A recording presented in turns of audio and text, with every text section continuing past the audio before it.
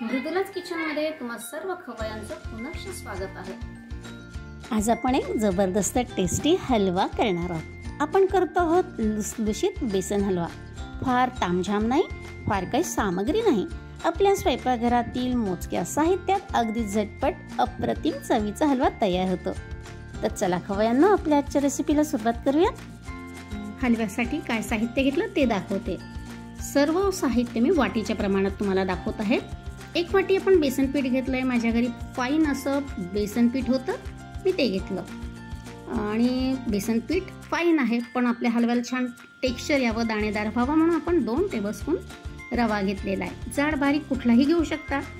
साखर घेतलेली आहे आपण पाऊण वाटी अगदी परफेक्ट प्रमाण, आणि अर्धी वाटी घरचं साजूक तूप घेतलेलं आहे। 2 टेबलस्पून नॉर्मल रूम टेम्परेचरचं दूध घेतलेलं आहे। ड्रायफ्रुट्स घेतले आपण, त्यामध्ये काजू बदाम घेतले मध्ये कट करून, त्याचबरोबर थोडेसे बेदाणे घेतले आणि पंपकिन सीड घेतले। ड्रायफ्रुट्स किती घ्यायचे, कुठले घ्यायचे हे सर्वस्वी तुमच्यावर अवलंबून।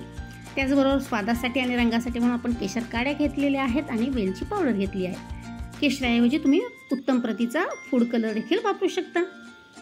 आता आपण शुगर सिरप करून घेऊयात। त्यासाठी मी गॅसवरती एक सॉसपॅन चढवला आहे, त्यामध्ये साखर आणि 1 वाटी पाणी घातलेलं आहे। 1 वाटी पाणी अगदी परफेक्ट आहे। जर तुम्ही हलवा उशिरा खाणार असाल तर अर्धी वाटी पाणी तुम्ही वाढवू शकता, कारण हलवा जसा वेळ जाईल घट्ट होत जातो किंवा कोरडा होत जातो। ठीक आहे। या सिरपमध्ये कलर यावा म्हणून आपण केशर घातलं आणि थोडासा डार्क कलरसाठी म्हणून फूड कलर घातला। मीडियम फ्लेमवरती आपण ही साखर छानपैकी विरघळून घेऊयात। साखर पूर्ण विरघळली आणि पाण्याला छान उकळी फुटली आहे। आपलं शुगर सिरप रेडी आहे। आपल्याला काही चाचणी वगैरे करायची नाही, 1 तारी 2 तारी। बस आता आपण गॅस बंद करूयात आणि हे शुगर सिरप झाकून ठेवूयात, म्हणजे ते छान गरम राहील। एक जाडबुडाची कढई गॅसवरती आपण चढवली आहे। गॅसची फ्लेम आपण लो ठेवलेली आहे। हा हलवा आपण पूर्णपणे लो फ्लेमवरतीच करणार आहोत। ठीक आहे। सुरुवातीला आपण घेतलेले ड्रायफ्रुट्स हलकेच रोस्ट करून घेणार आहोत। त्याकरता आपण अगदी चमचाभर तूप घातलंय आणि काजू बदाम आणि पंपकिन सीड यामध्ये भाजून घेणार आहोत। बेदाणे आपण शेवटी घालणार आहोत, आधी भाजणार नाही। कधी कधी काय होतं, जास्त भाजल्या गेले की बेदाणे कॅरेमलाइज होतात आणि मग कडवट लागतात। ओके ना, म्हणून आपण बेदाणे शेवटी घालूयात। आपल्याला हे काही फार भाजायचे नाही। हलकेच गुलाबी रंग आला की हे ड्रायफ्रुट्स आपण काढून घेऊयात।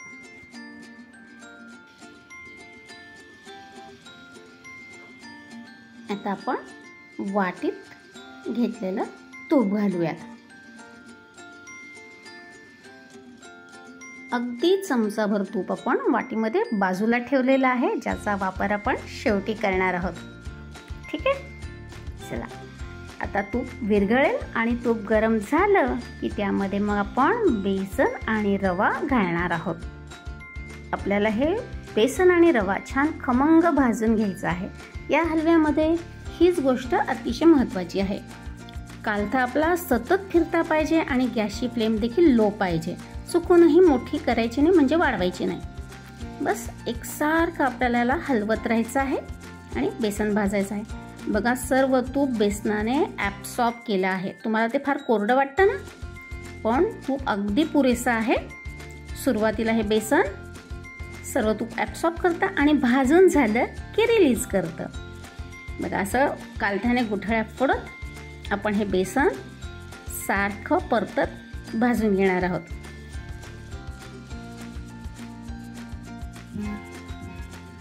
गेली 9 मिनिटं आपण बेसन भाजतोय। हे बघा बेसन छान भाजलं गेलंय। आता कशाहून कळलं तर हे बघा, मी कसं कालथा दाबते तर तूप रिलीज होत आहे।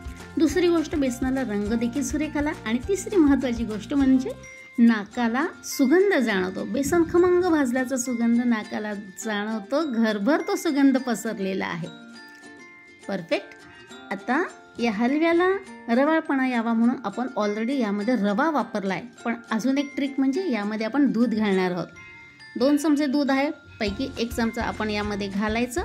बघा मिश्रण छान फसफसून येतं आणि आपल्या या बेसनाला छान दाणा पडतो, रवाळ होतं। परफेक्ट। एकदा मिक्स करून घ्यायचं। सगळं दूध ॲब्सॉर्ब झालं की मग दुसरा चमचा दूध घालायचं। हीच ट्रिक मी बेसनाचे लाडू करताना देखील करते. यामुळे काय होतं, बेसनाचे लाडू छान रवाळ होतं आणि घशात दाटत नाही. तुम्ही नक्की ट्राय करा, तुम्हाला फरक जाणवेल. चला 2 चमचे दूध घालून झालं.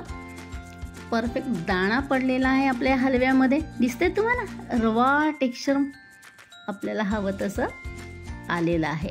आता यामध्ये आपल्याला गरम शुगर सिरप घालायचं, जे आपण झाकून ठेवलं. जर तुमचं शुगर सिरप गार झालं असेल तर तुम्ही परत एकदा गरम करून घ्या. आणि शुगर सिरप देखील एकदम ओतायचं नाही. 2 बॅचमध्ये आपण घालणार आहोत. सावकाश घालायचं.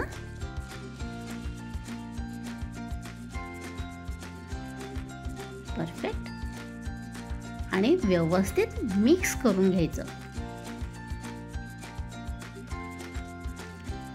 घातलेलं शुगर सिरप बेसनाने ॲब्सॉर्ब केलेलं आहे. तर आता यामध्ये उरलेलं शुगर सिरप आपण घालूया.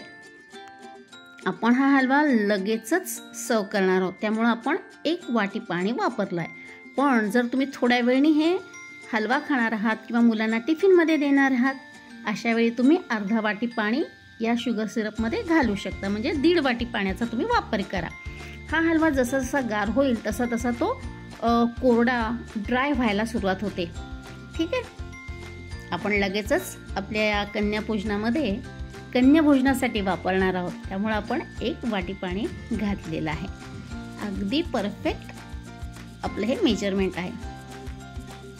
चला आता शुगर सिरप घालून झालं.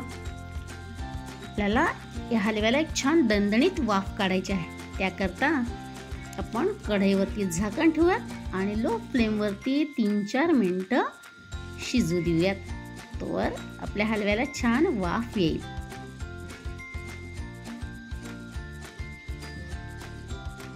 झाकून ठेवून 3-4 मिनिटं आपण छान वाफ दिली.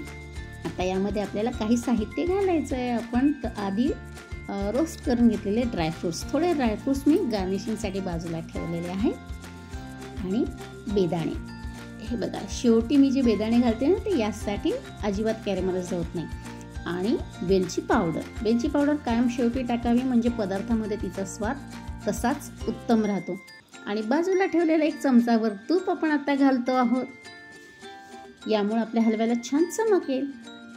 सर्व आपण मिक्स करून घेऊयात. आता हा वेलचीचा आणि नंतर घातलेल्या साजूक तुपाचा स्वाद या आपल्या हलव्यामध्ये मुरावा म्हणून आपण परत 1 मिनिट वाफ काढून घेणार आहोत. सगळं साहित्य मिक्स झालं. आता आपण ठेवूयात झाकण आणि अगदी मिनिटभर आपण वाफ देऊयात.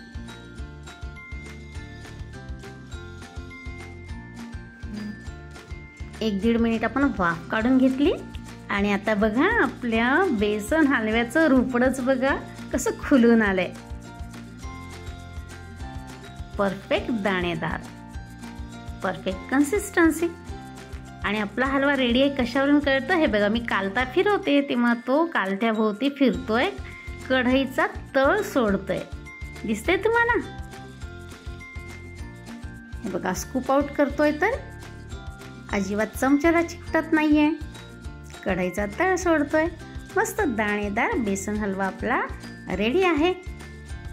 तर चला गॅस बंद करूयात आणि वेळ न दवडता गरमागरम बेसन हलवा आपण सर्व करून घेऊयात.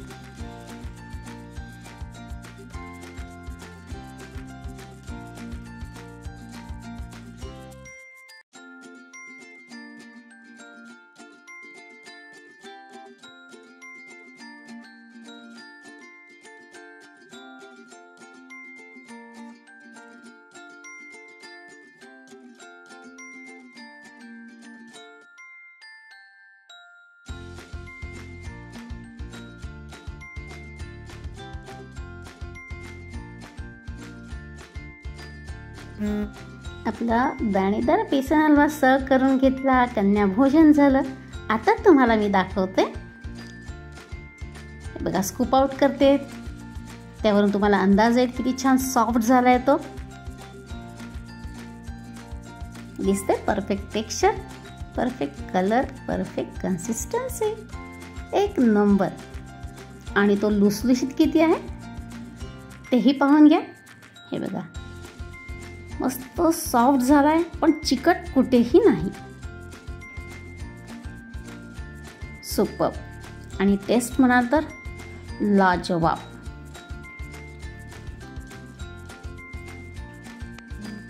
गरमागरम लुसलुशीत परफेक्ट दाणेदार बेसन हलवा रेडी आहे. आज आपण नवरात्रानिमित्त कन्या भोजनासाठी म्हणून हा हलवा केला आहे, पण इतर वेळीही एक पौष्टिक नाश्ता म्हणून हा बेसन हलवा खवय्यांनो नक्की ट्राय करा. आपल्या चॅनेलवर विविध हलव्याचे छान छान रेसिपी व्हिडिओज यापूर्वीच अपलोड केलेले आहेत. त्यापैकी तुम्ही कुठली रेसिपी ट्राय केली आहे का? कमेंट करून कळवा. चला परत भेटूयात एक छानशी रेसिपी घेऊन. तोपर्यंत बाय बाय.